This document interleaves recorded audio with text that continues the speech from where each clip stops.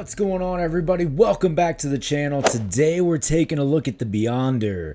So let's see what we've got going on. Let's check it out.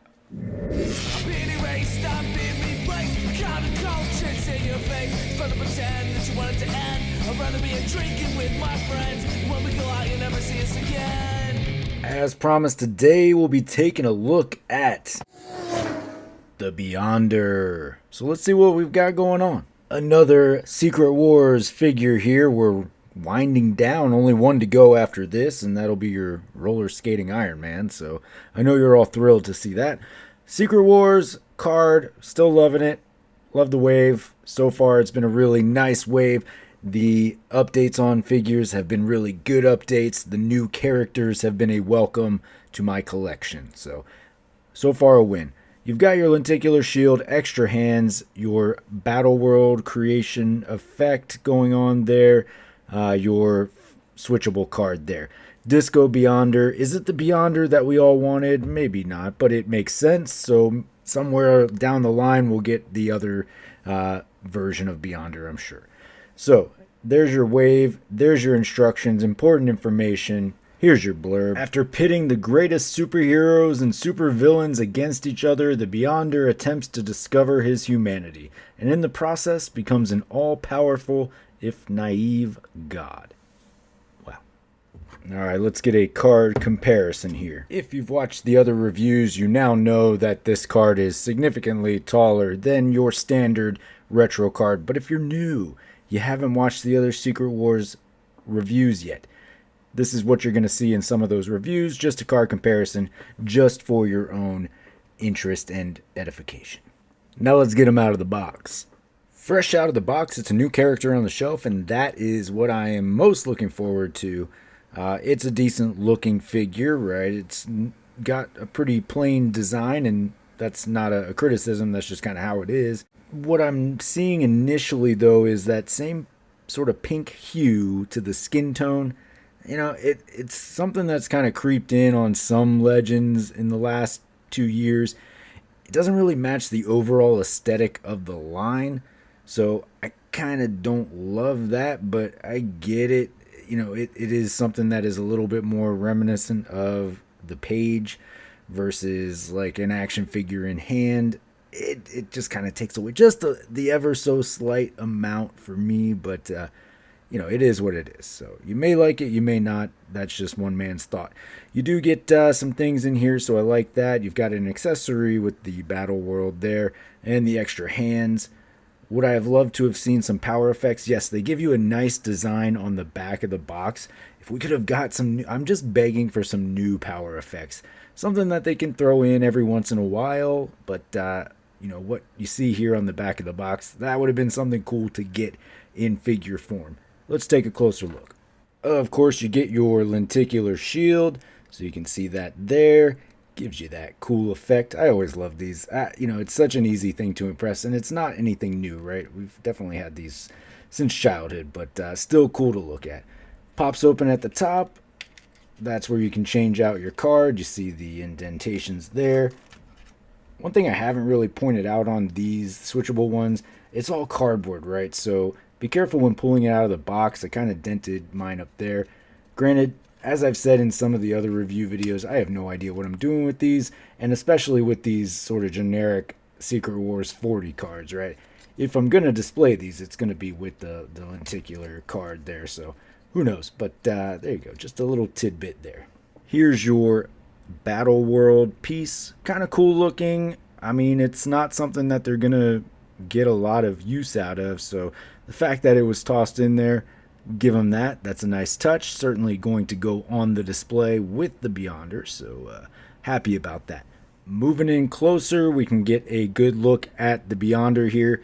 Now, again, same issue with Titania. We only get one head sculpt here. What's disappointing overall for this line is that the two new figures that we got are the only ones, aside from Iron Man, that don't come with a new head, right? Cap had 2 heads, Wolverine had 2 heads, Spider-Man had 2 heads. I get those are more popular characters. They're going to do overall, they're going to sell better than the rest of the line, but Give some respect to your base of customers who are collecting throughout the entirety of the line and would love a little bit of extra to go with their figures. I like the head we got though, it's a good expression, but two heads, right? For your hands, you do get a set of fists and you get a set of open hands. I like the hand options, so, set of fists, set of open hands, pretty good for me. For the articulation, head will look down to about there, not quite reaching the chest. Head looks up to there, so not a whole lot going backward. Decent, but not a whole lot. You get some rock there and plenty of movement all the way around. Arms do move all the way around there. You do have your upper bicep cut. Up and out to there. Double jointed, pinless at the elbow. Nothing at the forearm. Hinge at the wrist.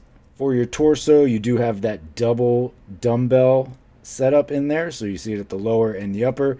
You can see all that gap in there. So if you lean it back enough, you'll be able to see all the inner workings of the Beyonder. That's your only point for your torso, but it does give you some good movement. Leg kicks up to there, back to there, up and out to there.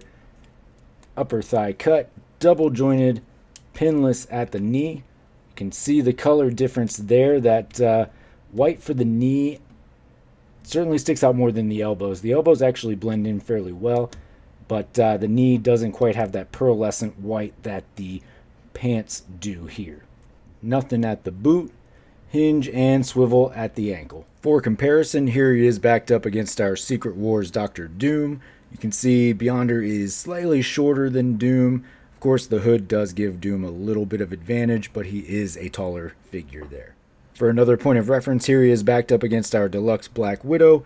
You can see only a little bit taller than Black Widow, so he is going to be a shorter stature male figure in your display. And for one last comparison, here he is backed up against our VHS newer Spider-Man figure. This is the one on the Sunfire Buck that we have on several figures.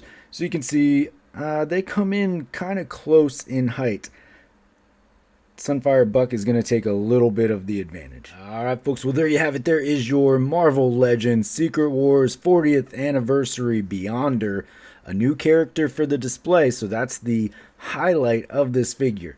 One that I was absolutely looking forward to, specifically for that reason. Also, I just thought it looked like a pretty good figure from the promo images that were released.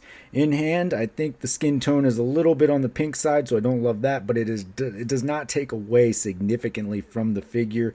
Alternate head would have been great, but I am happy with the expression that we got. I'd rather have an expressive face than a stoic or non-expressive face as the only inclusion. Like the Battle World accessory, that definitely elevates for the display ability, but I would have loved to have seen some new power effects for this figure as they display with the comic image that they chose for the back of the box. Overall, it is a good figure. Probably my second favorite in the entire wave. I know I just said a lot of things to take it down a little bit, but that Captain America, probably my favorite so far out of the entire wave. Beyonder is my sleeper hit for the wave. Let me know what you think about it down in the comments below. Let me know. Of course, you can always find me on any of these socials down here. Most importantly, though, don't forget to hit that like and subscribe below. And until next time, take it easy.